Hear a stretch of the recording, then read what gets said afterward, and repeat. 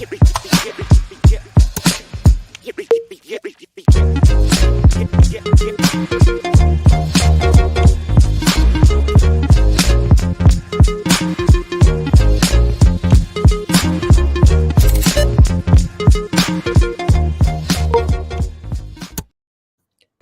hello, everybody.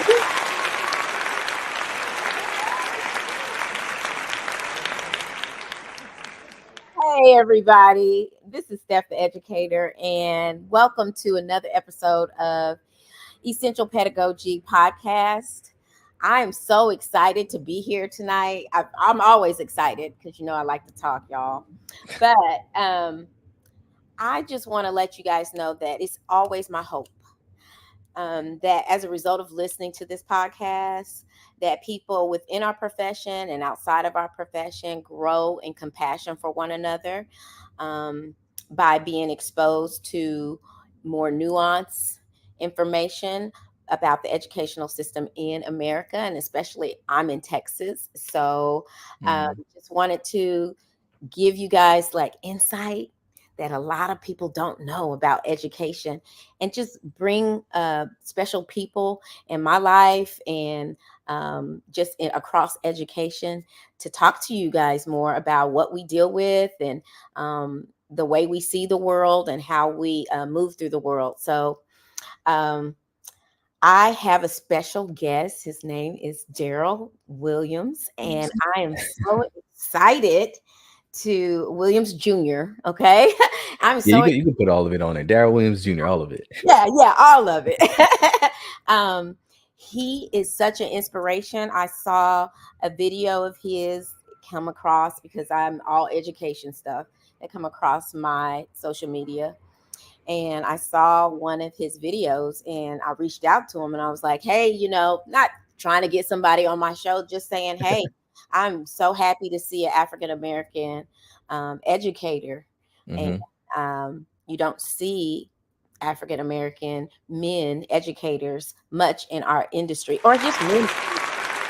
Right, this is 2%, 1.8%. Yeah, like it's not common. So I was just giving him ups, right? And then he sent me information about his book, and I started like, excited. You wrote a book. So I invited him to the podcast and I bought the book, and I got even more excited because the book is just awesome. In case you don't know, he wrote a book, 99% Human. Look And at the sticky 1% notes. I'm impressed by the sticky notes. That I shout out to know, you. right? I've been reading and taking notes and everything. I think it's an awesome, awesome book. Daryl has spent many years in education as a math teacher. I have some good math friends, y'all. I admire math teachers so much because I teach science and we just tend to click, right? No, yeah. Yeah. So he taught middle school math.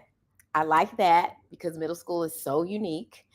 He was an instructional coach for a while, and now I think you still function as a assistant principal.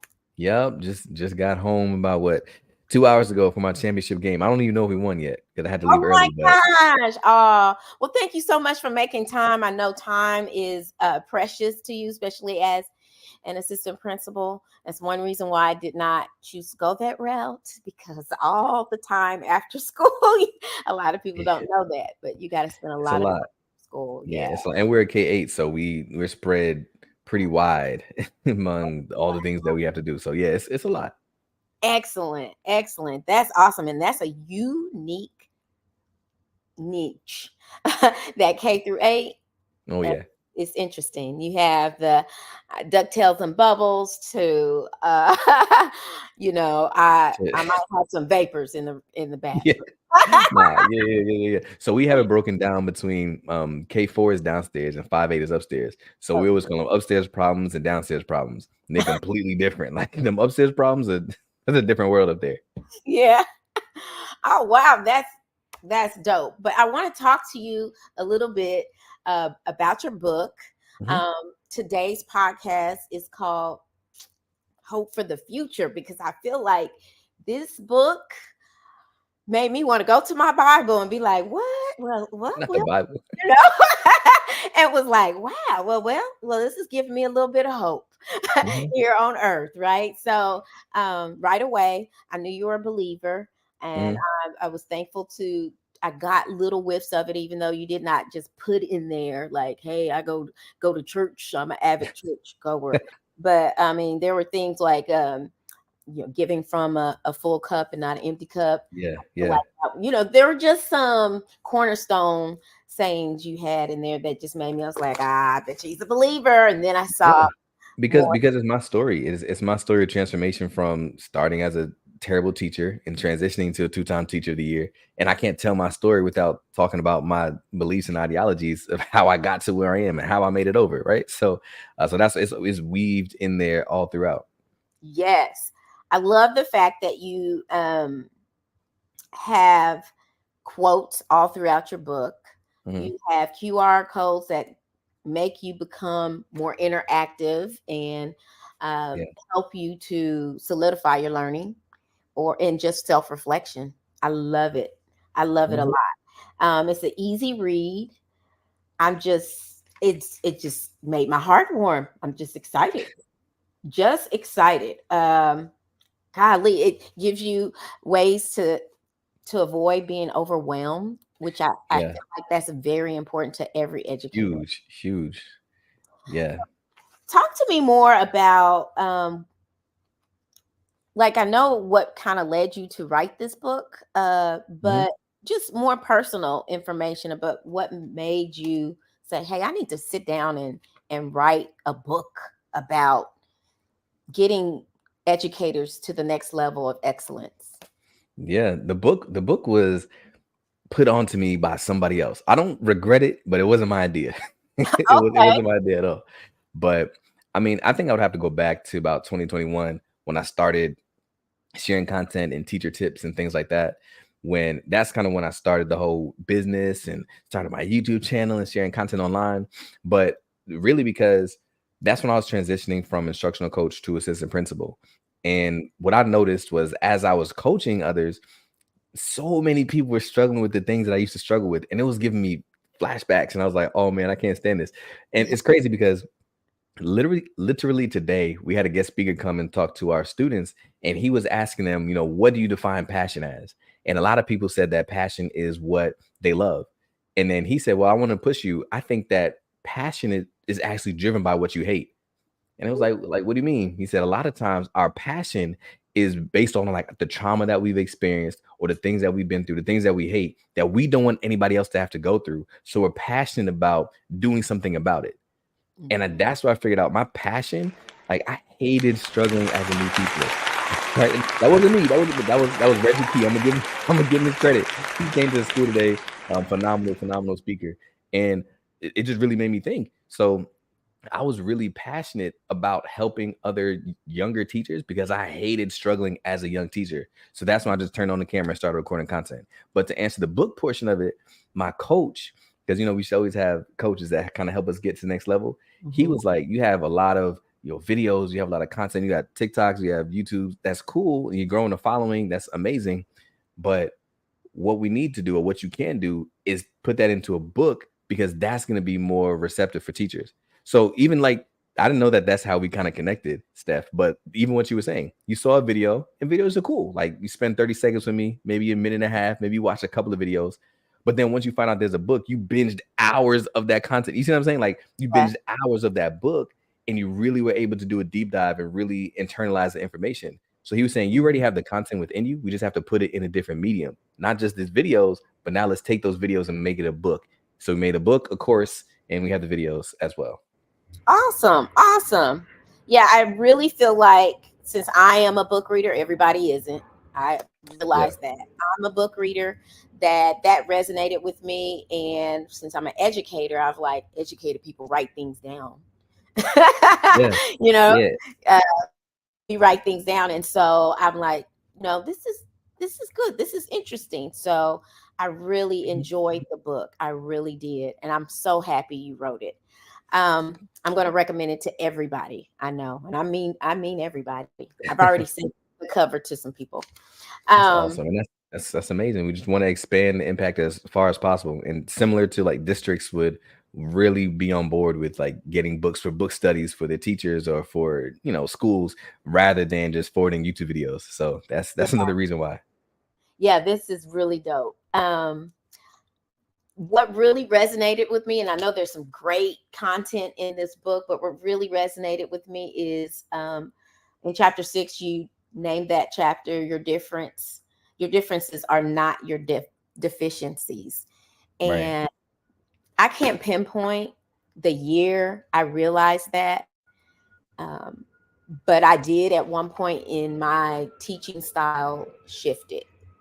Mm. It shifted to be from being super formal because Uh-huh. when I started in the district that I am in, there wasn't a lot of Black and brown people teaching, You and never that are. I know.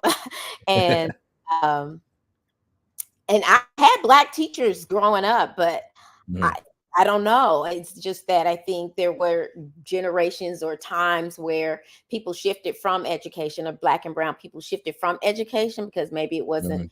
as a money maker. Um, and and so then I became an eighth grader's first Black teacher. You know, Wow. Yeah. yeah. So I was ultra formal, and I tried to Mm. really pick my words carefully at first. But then when I relaxed and, and found my rhythm with, Yeah. class and school, and really was being myself in the Mhm. classroom, when I thrived even more because the kids could see I was human, right? They Yeah. can relate to me more. And so I feel like that helped me make a shift in my teaching style where I'm a lot more relatable. Um, Yeah. I It's felt like I was a lot more effective.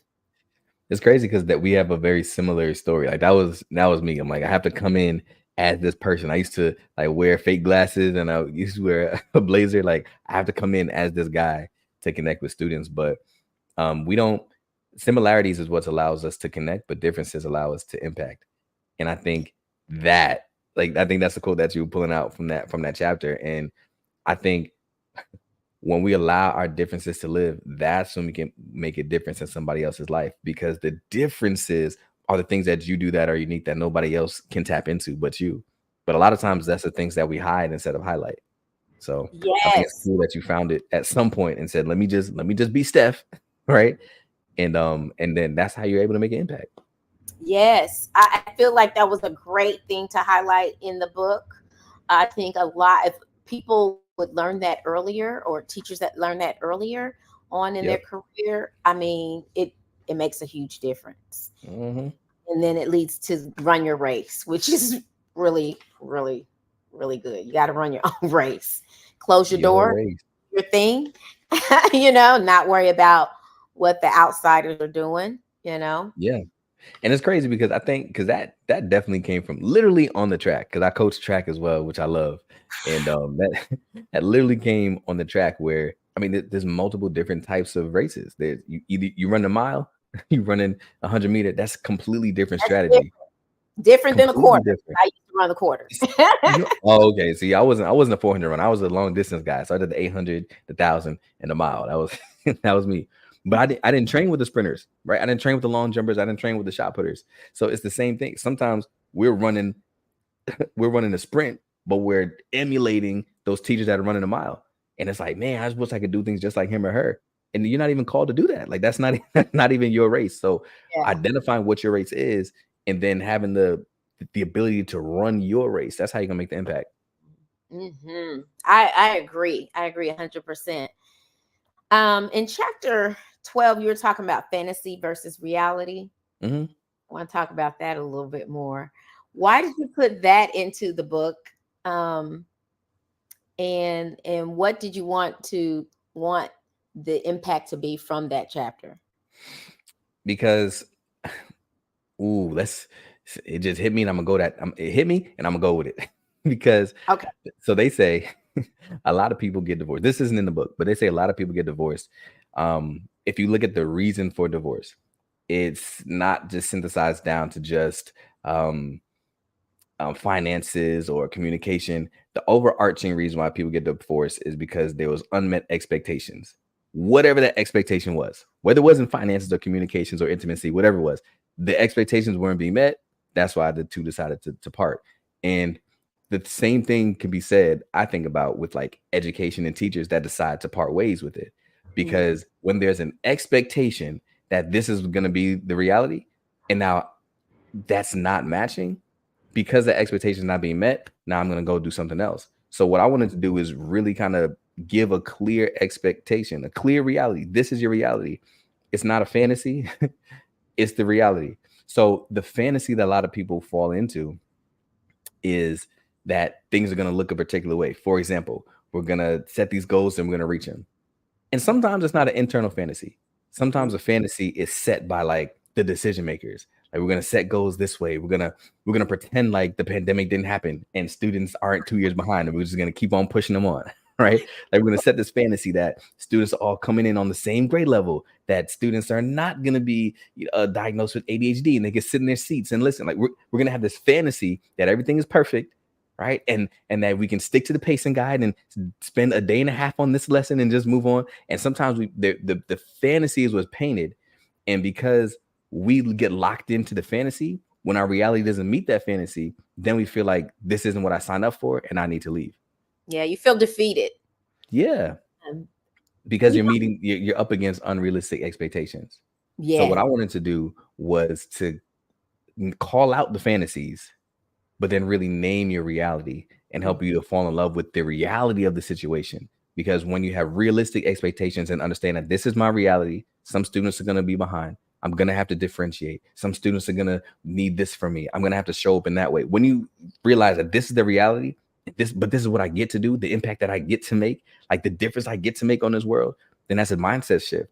That's now we can stay grounded in this work because we're in love with the reality of it. So what I call that, sometimes you're not in love with the reality. It's just, what I like. You can be.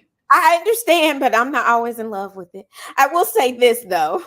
Go ahead. Just like your mention of marriage, I feel like when you're in a marriage, you have to have a commitment, a joint commitment to the commitment.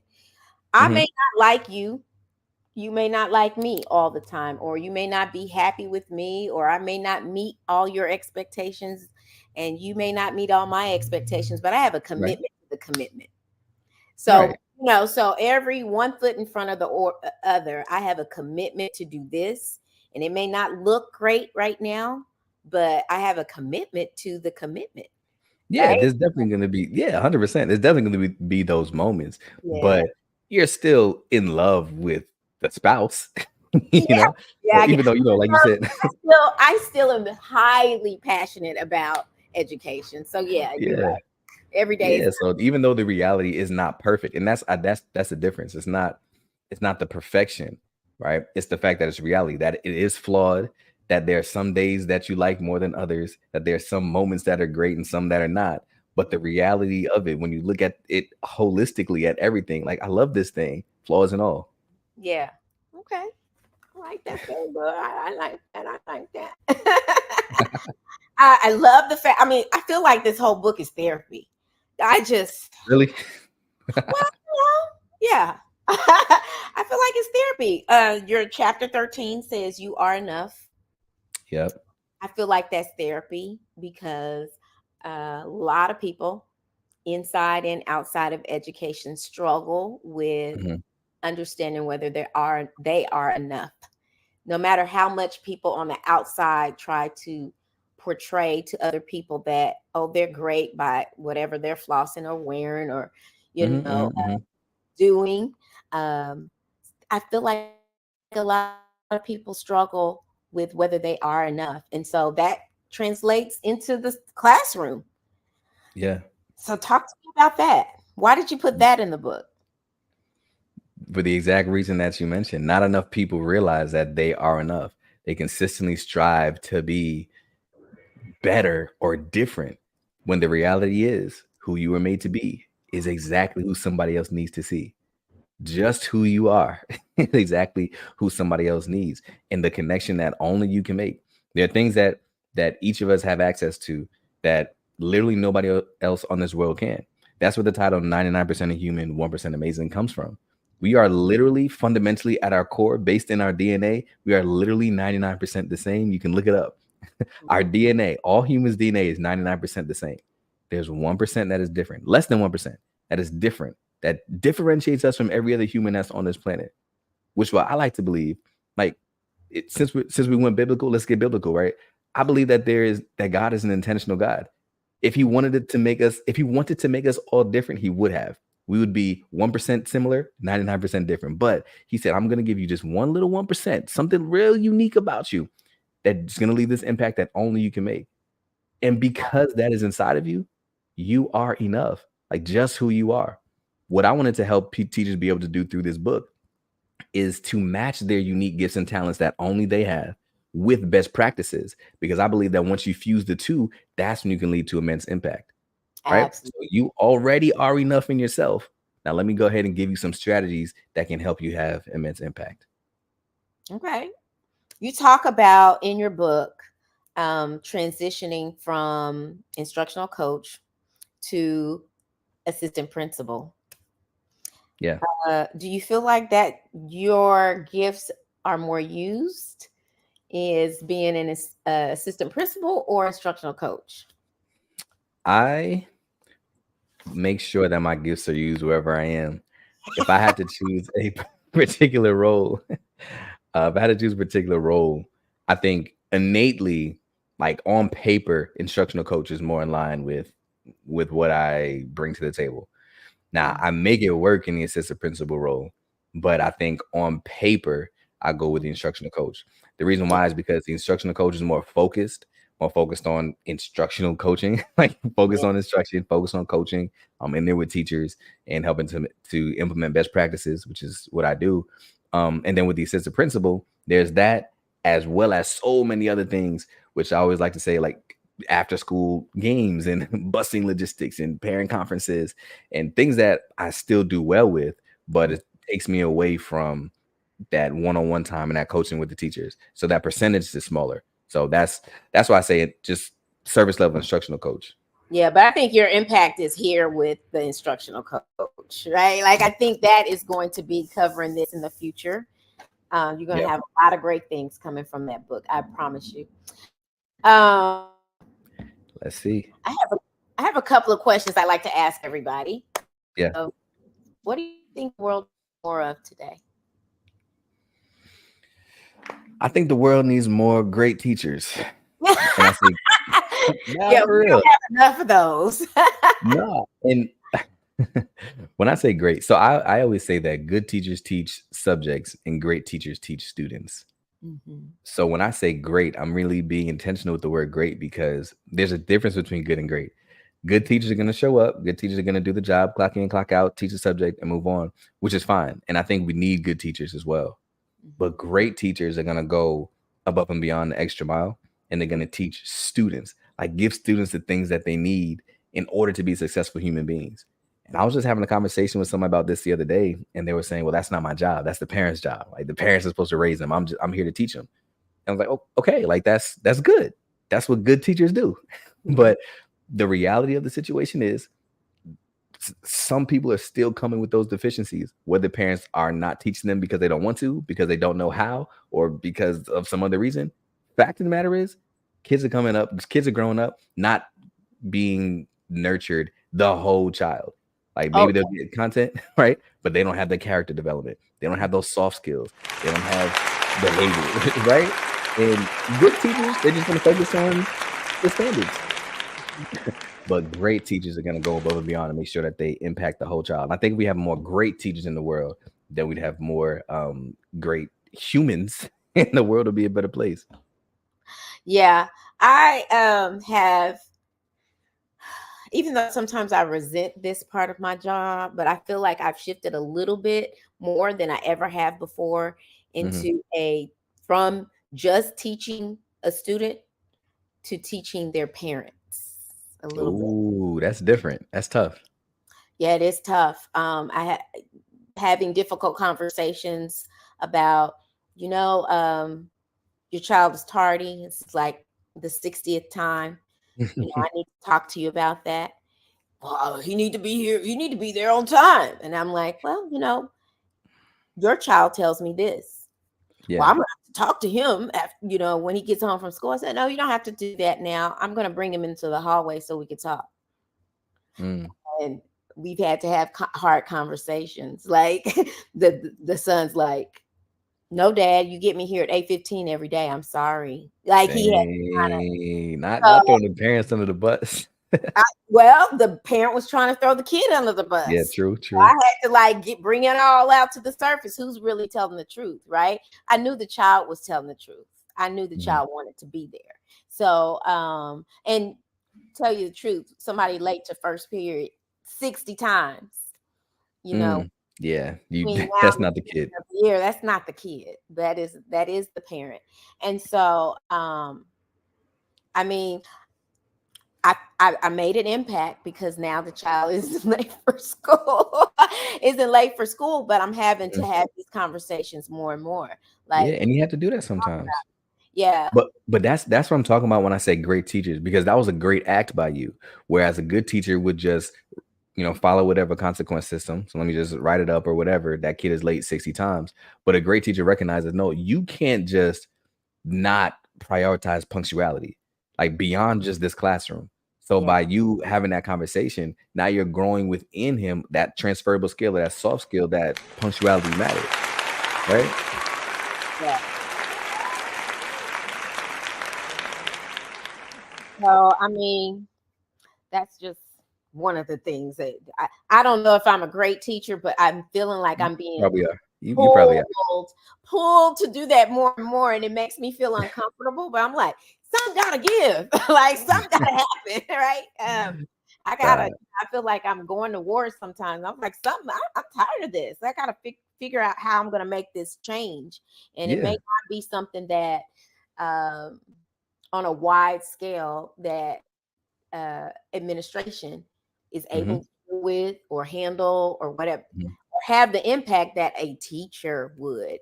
I think like there's calls that go out Hmm. automatically when they reach a certain amount of tardies and things Oh like yeah. that. The impact that a teacher called and said, hey, there's a problem and I need your help in solving this. I Right. think that helped. Yeah. Absolutely. Oh, do you think school hours should be cut in half? You think Me? kids are No. more Oh, productive? Do you think that? I would say no, but that's based off of my experience, right? So out Yeah, of all the school, I'm always in Title I schools. I'm always in low income schools. That's where I've been for the last. This is year 10 for me. So for the last 9 years, that's all I know. And in our population, a lot of times the safest place to be, for multiple reasons, the safest place for students to be is in school. One, because obviously they have to get the academics right, but also two, if they're not in school, what are they doing, right? What are they doing when they're not here?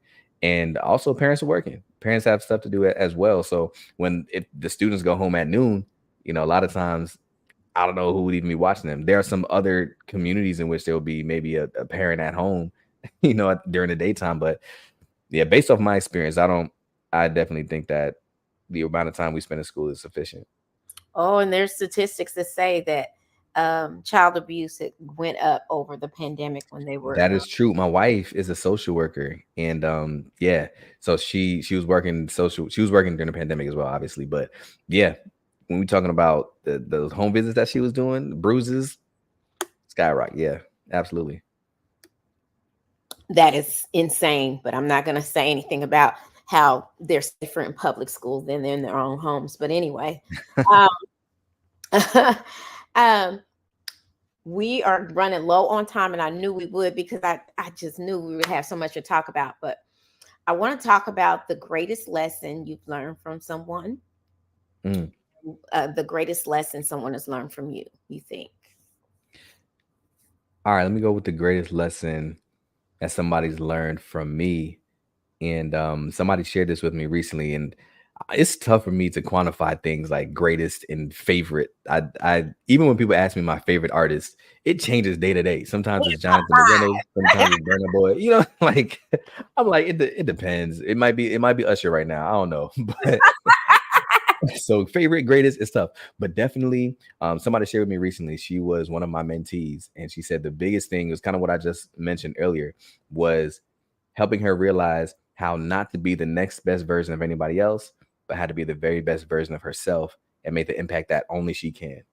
And she was like, just you helping me see that I can match my unique God-given gifts, talents, and abilities and take it with proven practices and best principles and put those two things together. She said that most people don't do that. And that was a lesson that she learned from me. And um that's something that I teach everybody. I really help you unpack your zone of excellence, I like to call it, the 1% about you that makes you different and unique, and match it with the things that helps you be successful. Because when I was doing my research to figure out, it's in the book, when I was struggling the most and trying to figure out how I could be a successful teacher, I started studying other leaders, and I realized that so many different people. We talking Oprah, we talking Obama, right? We're talking even like people who are successful in other industries like Bill Gates and things like that. There was no step-by-step way to reach success. No step-by-step, this is exactly what you do to be successful. Everybody met success through their own unique path, but there's certain principles that they followed along the way.